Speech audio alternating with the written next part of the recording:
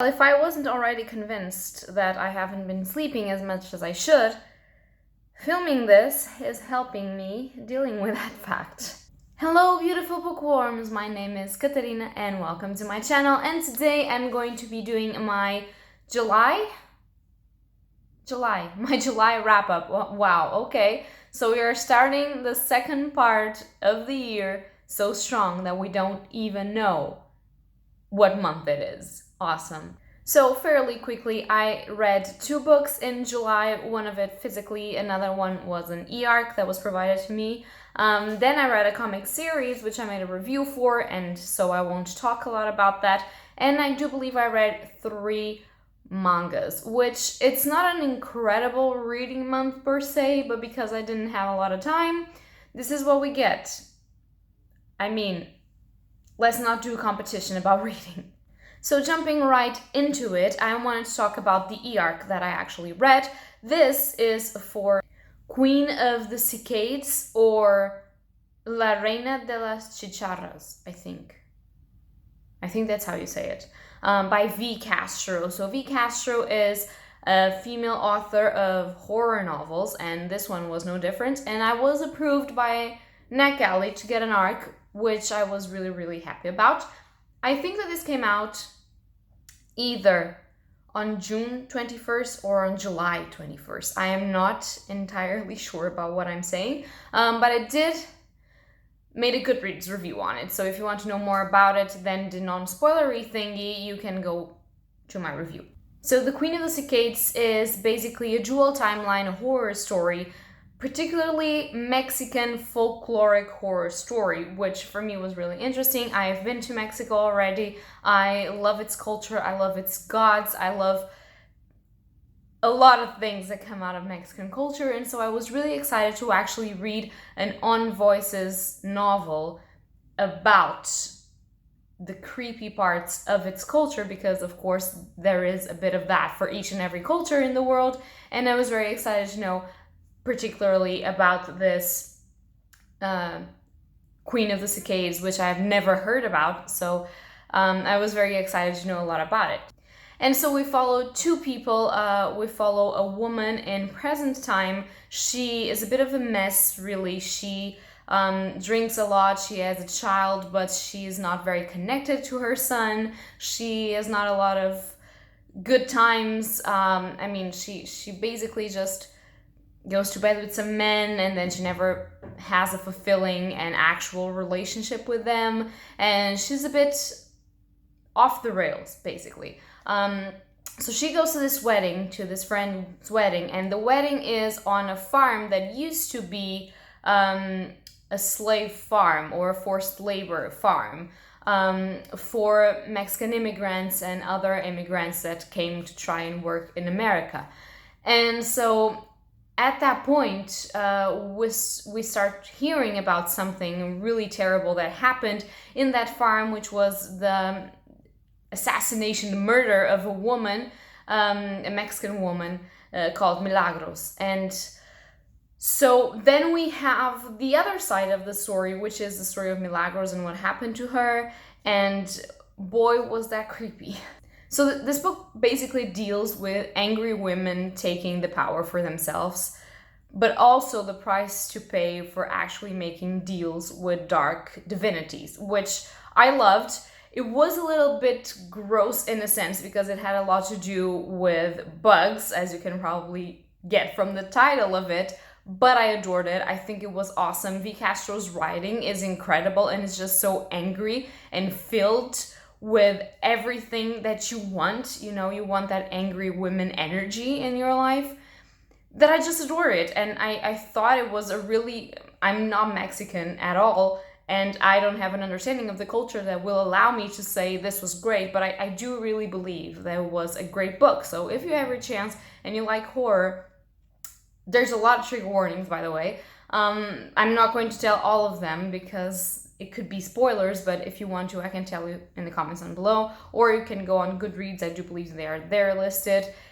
But yeah, it's great if you like horror, if you want like a summary horror, because it has a lot of hot vibes, because we're talking about hot places in the world, I guess. you could read that. It's great. Then I've read a Nordic sort of thriller. You know those types of thrillers when you have a series and it's all about the same investigator, and the name of the series is the name of the investigator. And then you have, I normally don't like those types of books. However, I have read the first one in this series, and oh my god, I think I'm obsessed. So I do believe that the translation of this for English is Dark Secrets. However, I read this in Portuguese, which let's just appreciate the covers of this because this is awesome. This is a small hardcover edition, which is way cheaper than the normal paperback edition. And I don't understand how publishers work in Portugal, but I was so happy to get this. And this is by, let me see the names of the dude. So let's just go and butcher these names. It is Michael Jorth and Hans Rosenfeld. And let's just pretend that I know how to say this. So it's supposed to be Dark Secrets. This is the first one in the Sebastian Bergam series, and I loved it. The main dude, he's supposed to be a forensic psychologist, but he is more fucked up than every single one of the people that are in this book, and almost as fucked up as I am in my own life, so I could, relate, and that was awesome. And this is basically a story of this small town where this kid is found dead with his heart cut out and many, many stab wounds in the swamp, and nobody knows who did it because everyone knows each other, which is the greatest and worst part of living in a small town, I guess. I don't live in a small town, so I don't know. But there's a lot of intrigue, there's a lot of psychological situations, our main character being a forensic psychologist. And because I am a major in psychology and I am doing my PhD in neurosciences and I love forensic psychology, it was great. I do have to say it has a lot of plot twists. It doesn't work only with this investigator. It has a team of investigators working on it, and I love each and every one of them. They're all fucked up, but they're all really great. There's cool character development, but it's the first book in a series. We'll have to see for the rest of them. The main character is horrible. A horrible man. Like he's just so unhinged, and he's like, I'm the best at everything, and I hate him, but at the same time I really like him. There's this plot twist about who the murder is that I could get there before it was revealed, but also because the book is so great that it leaves you clues that if you have read any sort of thriller in your life or watched any sort of thrillerish movie, you are able to put it together, but without being too soon to actually understand and taking all of the joy from the book. So it's just at the right moment for you to know and to understand and liking the actual book. So there's also a big plot twist in the end, which was a bit, I don't know, I wasn't expecting that. It was interesting, but I don't know what they're going to do with that. And that paves the way to book 2, which I already have and want to read. But I really enjoyed this. If you like your Nordic thrillerish thingy, read it. I don't know. Then the comic series that I actually read is Mercy by Mirka Andolfo, and she's the one that writes and illustrates the comic series, so it's all her work. And I have done a separate review for this series, which I'm going to leave linked somewhere, and I really enjoy this. This is sort of a mix of Lovecraftian horror, but with a main female protagonist that is actually an anti-hero and a very morally gray character. And I just love it. It's also set in a small town. It's a very cold small town. There's snow. There's all of those beautiful, like, purple and gray and blue sort of cold colors. The illustrations of this series are amazing. I love them. It's only 6 issues, so you can get through it pretty fast. And apparently there's going to be sort of a sequel, because you might argue that this had an ending, which, wow, I'm losing my voice. You may argue that this had an ending. However, It is open enough that you can live with it for your life, and that it can have a sequel, which is pretty much the case. I think Merciless, the sequel of this, will come out in 2021, which is the year we are in. It hasn't yet, so I don't know how that is gonna go. But if you like beautiful illustrations, gray, anti-hero main characters, and creepy shit, gothic vibes, this is your thing. And then with no surprise, because every month when I get this, I automatically read it on the spot, I read Joker, issue 4. And if you've been on this channel for a while now, I took it off of the thingy because it was glowing. If you've been on this channel for a while now and watching my wrap-ups, you know that this has been my read since 4 months ago. I've been reading one each month and loving it. The portrayal of the Joker on this comic series is incredible. And even though this is sort of a noir detective thing, which our main character is Detective Gordon, the Joker, of course, is a prominent character, and it has to do a little bit, specifically this issue, which I loved, it has to do with the fact that the Joker is not exactly insane, even though he acts like it. He's actually pretty sane. He just doesn't give a fuck about the way that he wants to show people that 1, Batman is wrong, 2, you cannot fix Gotham, and 3, maybe is positively a little bit insane, we don't know. But it's just, there's an entire monologue in here. Wow, I loved it. And now finally for the mangas that I've read. So the first one is The Promised Neverland Volume 19. These names, why can't I get them on my head? I've read 19 volumes of this, but whatever. By Kai Shirai and Posuka de Misu. There's only 1 volume left and I'm not okay. I don't know what's going on. This one, I have to say, was a bit of a drag in most of the volume. I was like, okay, but get it over with. There's just like 1 volume left. Why are you slowing down the pacing so much that it's being annoying to read, like the second to last book? But then in the ending, it sort of picked up. I really enjoyed one of the plot twists that happened. I was not expecting that. I don't know if it was a bit forced or not, but I really enjoyed it. It was kick-ass. And the way that this ended, oh my god, I don't know. We still don't know a lot of things. How are they going to wrap this up in 1 manga? I hope they don't do the thing where it's like 100 years later or 20 years later, of what the fuck later.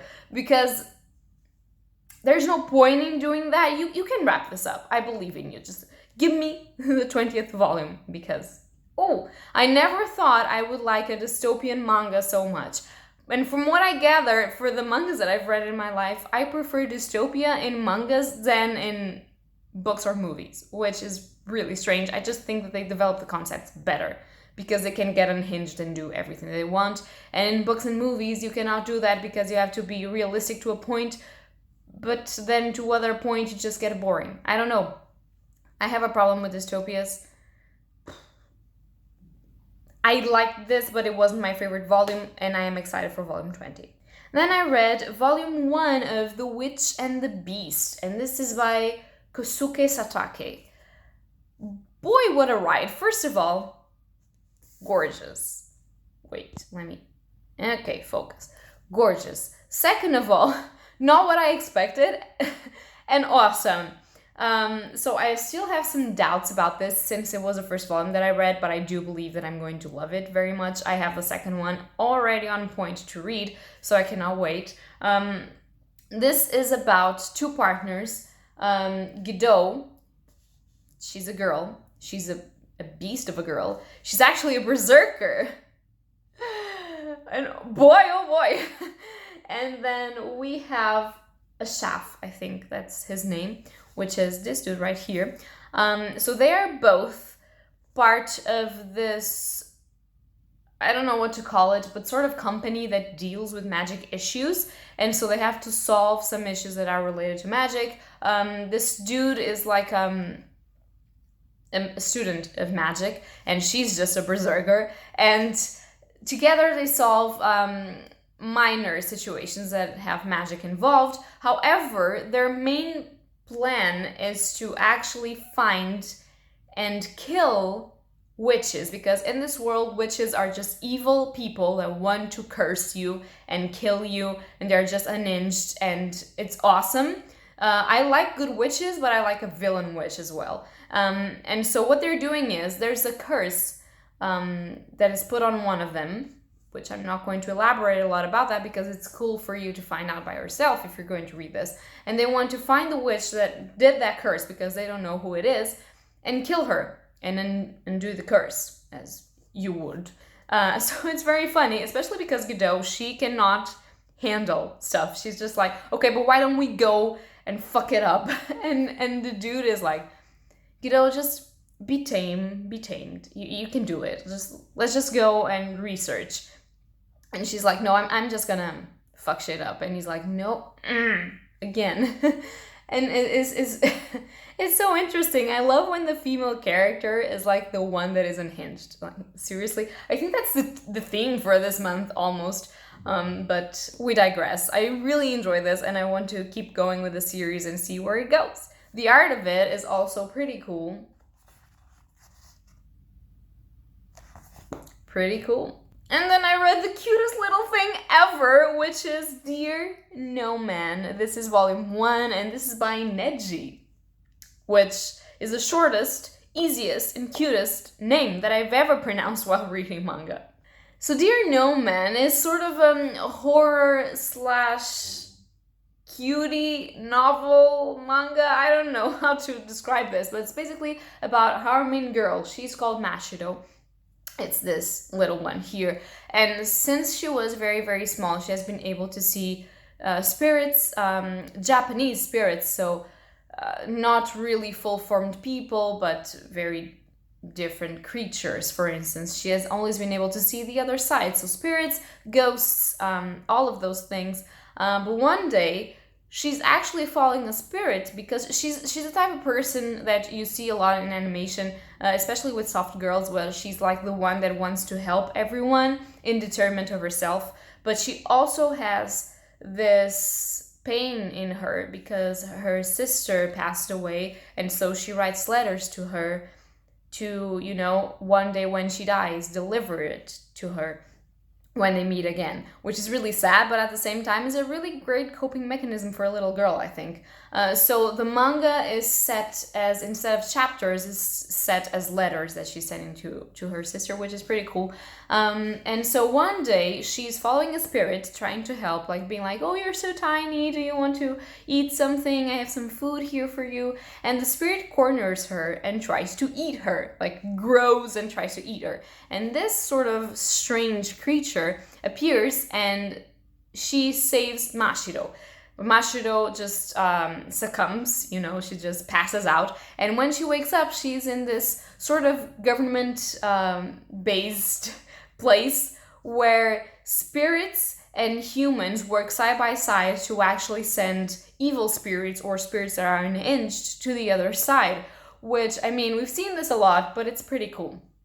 And we find out that this creature is a she-crow spirit, and she is working to try and send all of those spirits to the other side. We don't know why. We get to know a little bit of her past, which is really, really sad. And it's about their relationship, because when Mashido wakes up, she accidentally kisses the crow spirit. And so they form a bond, which can... I mean, if one of them is weak, they just have to kiss to be strong again, which obviously it implies female-female romance, but it's not the main plot of this. The main plot of this is the crow spirit trusting humans and understanding Mashido, and Mashido actually understanding her point of view as well, and that not everything in life is as she thought it was. And it's really emotional. There's this scene when they're dealing with this cat spirit that just wants to be next to his old lady because he left her alone, but he doesn't know who she is anymore. And it's just, I was like, please, why do you give me the kittens and the old ladies? I cannot breathe people. Why are you cute? You know, and it's really cute, but at the same time, it's also really emotional. There's a trigger warning for animal cruelty in here, But besides from that, it's not really that dark. It has some places where it's like, okay, that changed its pace quickly, but most of it is just sweet and it has to do with this, and it's pretty fun. So yeah, that's all that I read in July. My god, I'm already in the second half of the year. So yeah, let's hope August I can read more, or not. I'm going to try and participate in a readathon. I think I already told you that. So yeah, we will see. So that's going to be all for today, and happy readings to you all. And I forgot, if you've read any of these books, or if you want to read any of these books, tell me something in the comments down below, because I like to chat. So that's going to be all for today, and happy readings to you all. Bye! So really quick, an addenda to the video that I just watched. Welcome editions. I have read one more book, which I thought I wouldn't be able to finish by the end of July, and so that's why I filmed the wrap-up before this. But I have read, what is the name of this in English?